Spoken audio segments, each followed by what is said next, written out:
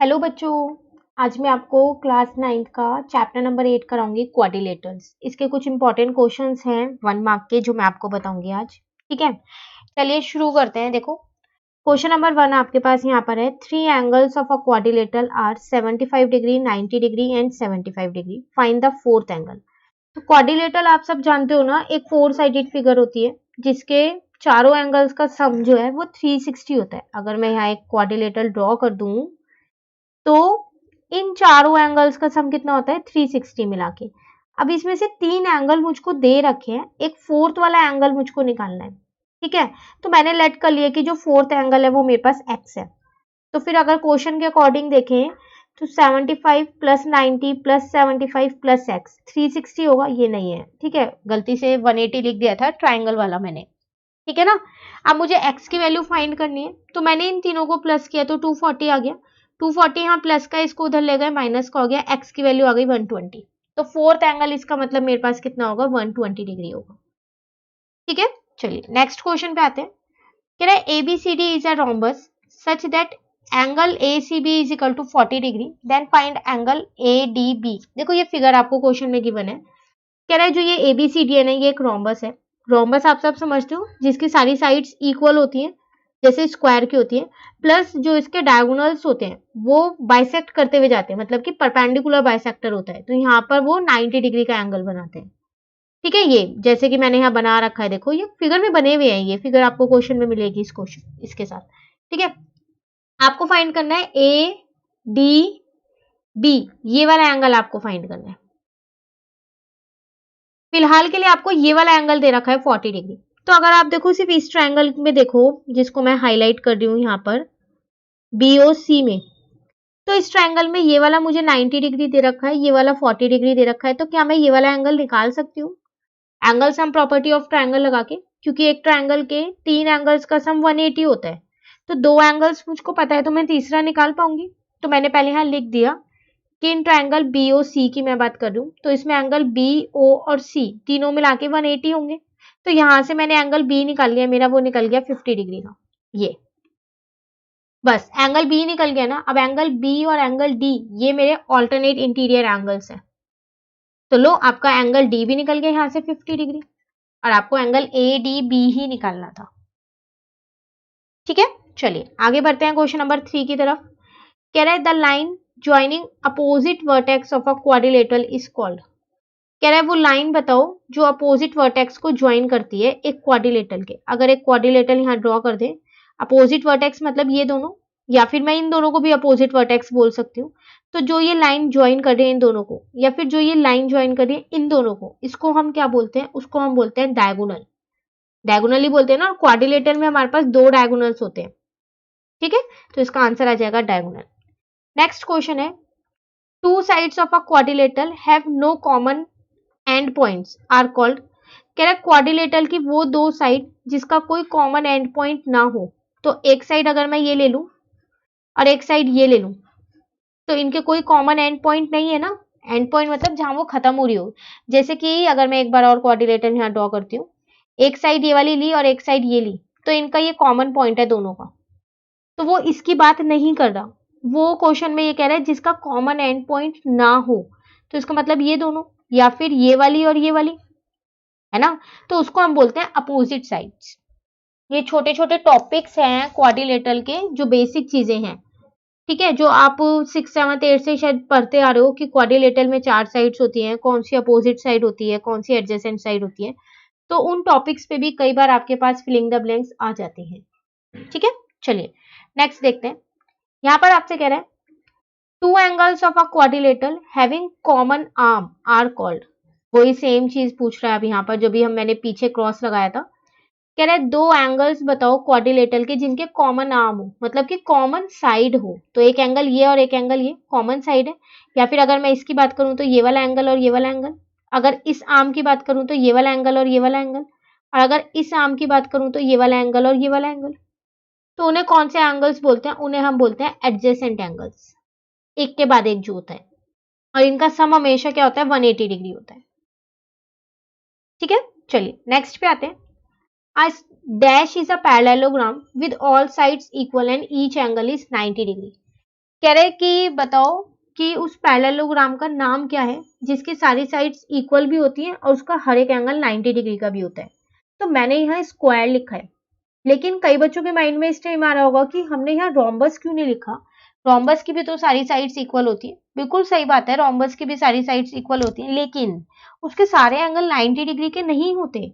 उसके तो diagonal perpendicular bisector होते हैं। डायगोनल पे 90 डिग्री के एंगल्स बनते हैं।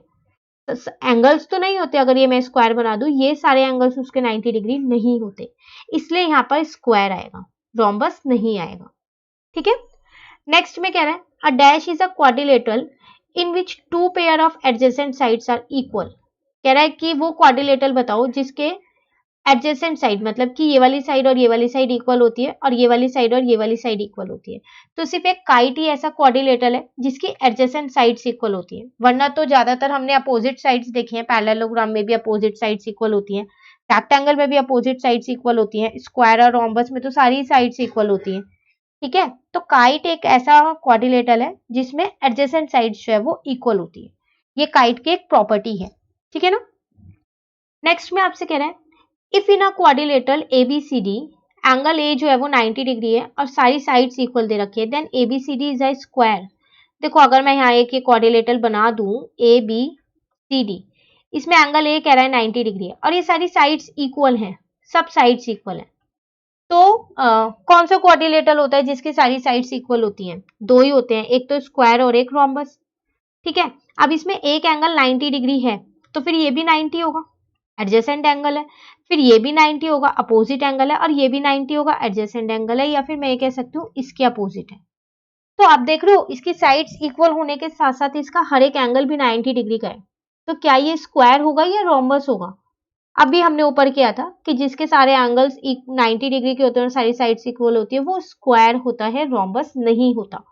तो इसका मतलब ये ट्रू है। लेकिन अगर इन केस यहाँ पर रोम्बस लिखा होता है स्क्वायर की जगह यहाँ पर, तो ये फॉल्स हो जाता। ठीक है। चलिए नेक्स्ट पे आते हैं। कह रहा है the angles of a quadrilateral are in the ratio 2:3:6:7। The largest angle of the quadrilateral is. कह रहा है एक क्वाड्रिलेटरल है, उसके एंगल्स दे रखे, लेकिन ना डिग्री की फॉर्म में नहीं दे रखे, रेशो की फॉर्म में दे रखे हैं। तो जब भी आपको रेशो में कुछ भी चीज देना, हमेशा उसके साथ आपको एक्स मानना है। कहने के लिए मुझे चारों एंगल्स दे रखे हैं क्वाड्रिलेटरल के, बट रेशो में दे रखे हैं। अब वो मुझसे पूछ रहा है बताओ लार्जेस्ट एंगल कौन सा होगा। तो हम क्या करते हैं, पहले इन एंगल्स को कैसे लिख लेते हैं। Let the angles of a quadrilateral be 2x 3x 6x और 7x। अब इतना तो हमें पता है, अभी हम क्वेश्चन करके आए हैं कि चारों एंगल्स का जो सम होता है वो 360 होता है, तो वही चीज मैंने यहाँ पर लिख दी। इन सबको प्लस किया तो 18x आ गया, यहाँ से x की वैल्यू आ गई, कितनी निकाली मैंने 20। अब मुझसे तो वो लार्जेस्ट एंगल पूछ रहा था, सारे एंगल्स तो नहीं पूछ रहा। तो सबसे बड़ा इसमें से कौन सी रेशो है, 7 वाली है ना। तो 7 × 20 140। इसका मतलब उस क्वाड्रिलेटरल का सबसे बड़ा एंगल जो है वो कितनी डिग्री का होगा, 140 डिग्री का होगा। ठीक है। चलिए नेक्स्ट पे आते हैं। कह रहा है dash dash and dash are all parallelogram. तो हमने अभी तक पढ़ा था कि क्वाड्रिलेटरल्स के ये पार्ट्स होते हैं, parallelogram, trapezium, rhombus, kite, square, rectangle, है ना। अब वो कह रहा है कि पैरेललोग्राम के कौन कौन से होते हैं। तो पैरेललोग्राम के स्क्वायर, रेक्टेंगल और रोम्बस, इन तीनों को हम पैरेललोग्राम कह सकते हैं। क्यों? क्योंकि इन तीनों में वो सारी प्रॉपर्टीज होती हैं जो पैरेललोग्राम में होती हैं। अपनी तो होती है, साथ के साथ पैरेललोग्राम की प्रॉपर्टीज भी इनके अंदर फॉलो की जाती है, इसीलिए। ठीक है। चलिए नेक्स्ट देखते हैं। कह रहा है two consecutive angles of a parallelogram are in the ratio 1:3, then what will be the smaller angle.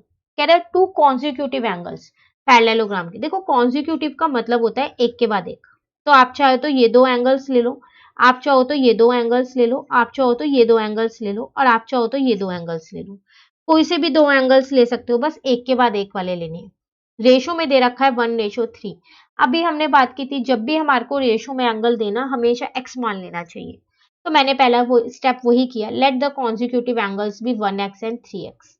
अब देखो कॉन्सिक्यूटिव का मतलब है एक के बाद एक, इनको फिर मैं एडजेसेंट एंगल बोल सकती हूँ, क्योंकि एडजेसेंट एंगल्स भी तो वही होते हैं एक के बाद एक। सिर्फ कंफ्यूज करने के लिए आपको यहाँ पर एडजेसेंट की जगह कॉन्सिक्यूटिव दे दिया है।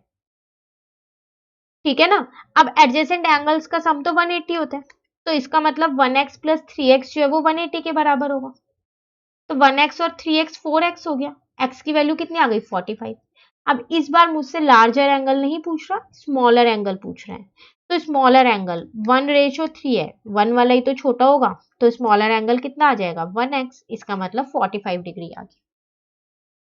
ठीक है, चलिए नेक्स्ट क्वेश्चन देखते हैं। कह रहे the figure obtain by joining the mid points of the sides of a rhombus taken in order is. कह रहा है अगर आप एक रोम्बस के मिड पॉइंट्स को ज्वाइन कर दो तो उससे जो फिगर बनेगी उस फिगर का नाम क्या है। तो ऐसा करते हैं ना, फिर एक बार ज्वाइन करके देख ही लेते हैं। तो अगर मैं यहाँ पर रोम्बस ये बना दूं, कैसे भी बना सकते हो, 4 साइडेड फिगर है, इसके मिड पॉइंट्स मैंने ये मान लिए। तो जो ये फिगर बनेगी ना, ये रेक्टेंगल के शेप की बनेगी। आप चाहो तो रोम्बस ऐसे भी ले सकते हो, ठीक है, और इनके मिड पॉइंट्स ये ले सकते हो, ये रही। तो ये जो फिगर बनेगी ये रेक्टेंगल की शेप की बनती है हमेशा। इसका पूरा प्रूव है एक आपके पास कि रोम्बस के जो मिड पॉइंट्स होते हैं वो रेक्टेंगल की शेप के होते हैं, मतलब जो अगर हम उन्हें ज्वाइन कर दें तो वो रेक्टेंगल की शेप के बन के हैं। तो ये पूरा आपके पास प्रूफ भी है इसका, ठीक है ना। चलिए क्वेश्चन नंबर 13 देखते हैं। कह रहा है आपसे in an equilateral triangle ABC D and E are the mid points of the side AB and AC respectively, then find the length of DE. कह रहा है एक इक्विलेटरल ट्राइंगल है। इक्विलेटरल ट्राइंगल का मतलब आप सब समझते हो ना, जिसकी तीनों साइड सेम होती है। एबीसी मेरे को एक वो ट्राइंगल दे रखा है, मैंने ये ट्राइंगल भी देखो यहाँ बना रखा है। अब वो मुझसे कह रहा है जो डी और ई है ना, वो ए बी और ए सी के मिड पॉइंट्स हैं। तो मैंने मिड पॉइंट पे वो डी और ई बना दिया और उनको ज्वाइन भी कर दिया, ठीक है। अब मुझे इसकी लेंथ ही निकालनी है डीई की, कि लेंथ बताऊं। देखो जब ये दोनों इसके मिड पॉइंट हैं, तो मिड पॉइंट थ्योरम के अकॉर्डिंग क्या होगा कि जितनी बीसी होगी ना, डीई उसकी हाफ होगी, according to mid point theorem. ये थ्योरम है हमारे पास, एक थ्योरम होती है मिड पॉइंट थ्योरम, उसके अकॉर्डिंग ये होती है कि अगर एक ट्राइंगल के दो साइड्स के जो मिड पॉइंट है, तो जो उसकी थर्ड वाली साइड होती है ना, उसकी लेंथ के हाफ होते हैं वो, उसकी जो साइड आती है, ठीक है। तो यहाँ पर डीई कितना आ गया, हाफ ऑफ बीसी आ गया, ठीक है। सॉल्व नहीं करना, बस आपको लेंथ बतानी थी, क्योंकि अगर मुझे बीसी दिया होता तो मैं सॉल्व कर देती, बट यहाँ पर मुझे बीसी दे नहीं रखा कितना है, तो यहीं छोड़ देंगे इसे, ठीक है ना।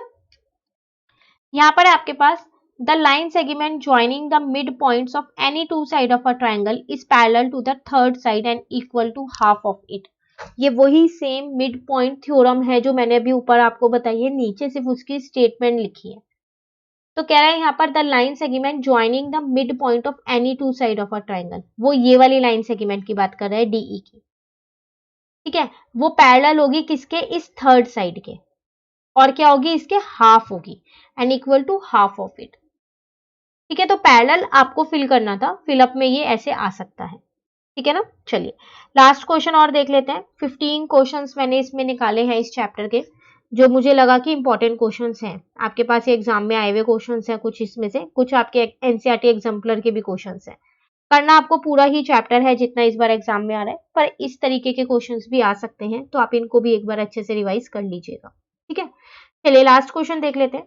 कह रहा है D E F are the mid points of side B C C A and A B of triangle ABC. एक ट्राइंगल है एबीसी, अगर मैं इधर बना देती हूँ छोटा सा एबीसी ट्राइंगल, हाँ तो डी जो है वो बीसी का है, ई जो है वो सी ए का है, और यहाँ पर है मेरे पास एफ। ये सारे मिड पॉइंट्स है, मैंने इन्हें ज्वाइन भी कर दिया साथ के साथ। If the perimeter of triangle ABC, बड़े वाले ट्राइंगल का पेरीमीटर दे रखा है 12.8, तो मुझे इस छोटे वाले ट्राइंगल का पेरीमीटर फाइंड करना है। अभी तो मैं मिड पॉइंट थ्योरम समझी थी हमने, है ना, समझी थी ना, कि अगर ये दो पॉइंट्स दो साइड के मिड पॉइंट्स हो और वो थर्ड साइड के पैरेलल होते हैं, तो उसकी हाफ होती है। तो ये जो है इसका हाफ होगा, ऐसे ये जो है वो इसकी पैरेलल होगी और इसका हाफ होगा, फिर ये जो है वो इसका पैरेलल और हाफ होगा। तो इसका मतलब इस पूरे बड़े वाले ट्राइंगल का जितना पेरीमीटर है, उसको अगर मैं हाफ कर दूं तो छोटे वाले ट्राइंगल का पेरीमीटर आ जाएगा। वही चीज मैंने यहाँ पर कर दी, half of perimeter of triangle ABC, क्योंकि सब साइड हाफ हो जाएंगी ना। अगर मैं इस ट्राइंगल को यहाँ पर ऐसे ड्रॉ कर दूं एक बार, और ये इसका मिड पॉइंट था, ये इसका था, ये इसका था। तो देखो अगर ये वाली साइड मेरे पास 10 है तो फिर ये वाली 5 हो जाएगी। अगर ये वाली साइड मेरे पास यहाँ पर भी 10 है तो फिर ये वाली 5 हो जाएगी, और अगर ये भी 10 है तो ये भी 5 हो जाएगी। तो 10 प्लस 10 प्लस 10, बड़े वाले का पेरीमीटर 30 आ गया, तो छोटे वाले का कितना आएगा 5 प्लस 5 प्लस 5 15, इसका हाफ ही तो आया। तो वही मैंने यहाँ पर डायरेक्ट इसको कर दिया half perimeter of triangle ABC.